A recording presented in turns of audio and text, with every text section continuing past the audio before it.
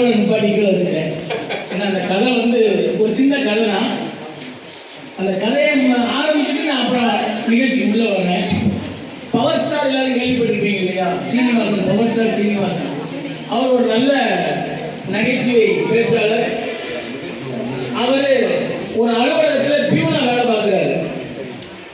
அப்போ வேலை பார்க்கும்போது அந்த முதலாளி வந்துக்கிட்டு அவர் எப்போ பார்த்தாலும் பார்த்தீங்கன்னா ஒரு இதை பற்றி பேசும்போது அந்த பியூன் வந்து நம்ம பவர் ஸ்டார் வந்து என்ன செய்வார் அப்படின்னா, அவர் தான் எனக்கு நல்லா தெரியுமே, அவர் கூட நான் ரொம்ப பழகிருக்கேன் அப்படிங்கிற மாதிரி அவர் பேசுவார் ஒவ்வொரு முறையும். அப்போ ஒரு சமயம் நான் அமெரிக்காவுக்கு போகிறேன், அங்கே உள்ள அர்னால்டை பார்க்கணும் அப்படின்னு சொல்லி முதலாளி சொல்கிறார். உடனே அவர் பவர் ஸ்டார் சொல்கிறாரு, எனக்கு தான் அர்னால்டு நல்லா தெரியுமே, நான் அவர்கிட்ட வந்து ரொம்ப நல்லா பழகிருக்கேன் அப்படின்னு சொல்லியிருக்காரு.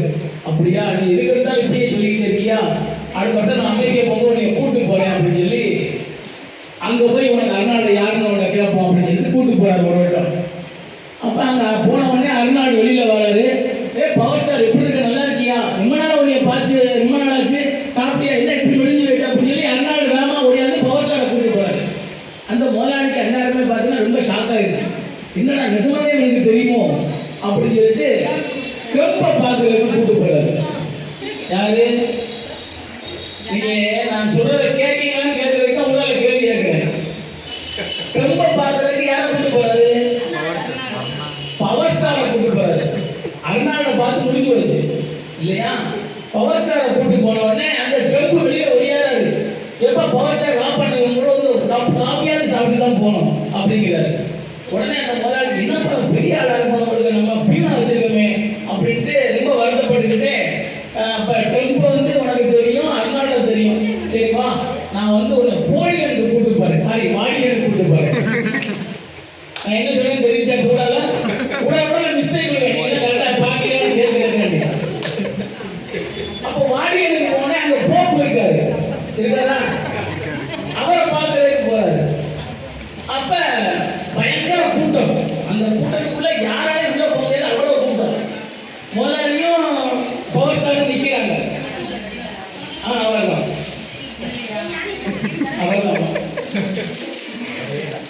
அப்ப அந்த போப்பு வந்து அங்க இருந்து இருக்காரு, உள்ள போக முடியல. அப்ப முதலாளி என்ன சொல்றாரு, இப்ப பார்க்க முடியல, வா போவோம் அப்படிங்கிறாரு. உடனே பவர் ஸ்டார் சொல்றாரு, ஒரு நிமிஷம் முதலாளி, நான் உள்ள போயிட்டு வந்துடுறேன் அப்படின்னு சொல்லிட்டு அவரை நிக்க வச்சுட்டு தாமா உள்ள போறாரு. உள்ள போன உடனே போப்பும் அவரும் சேர்ந்து மேல மாடியில பால்கனில இருந்து வெளியில வந்து கையாட்டுறாங்க. யாரு? நான் அதான் கேட்டேன், கூட கேள்வி கேட்பேன். போப்பும் பவர் ஸ்டாரும் மாடியில இருந்து பால்கனில இருந்து கையை காமிக்காங்க, காட்டா காமிக்காங்க.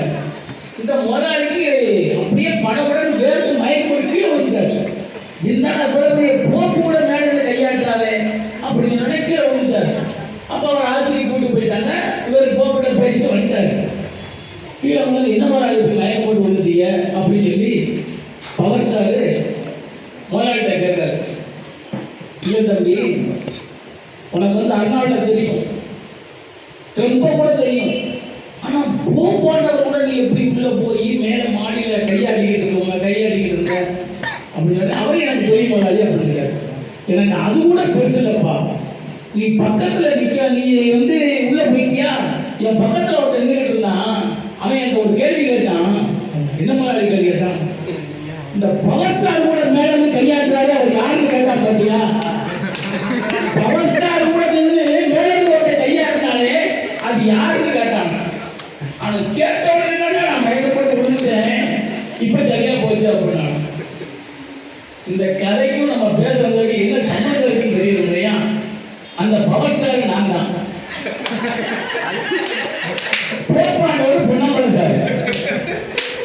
இவ்வளவு பெரிய பொன்னம்பலம் சாருடைய புத்தகத்தை போய் எண்ணிய வந்து மதிப்பிடுறது சொன்னா நான் பவர் ஸ்டார் மாதிரி எழுத முடியும்.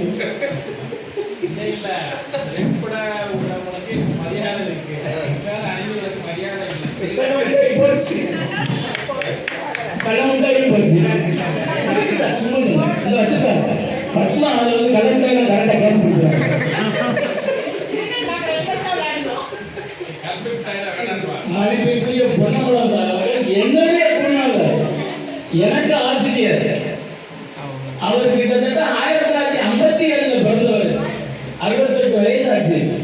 அவ்வளவு சிறப்பு மிக்க ஒரு பெரிய இளைஞர்.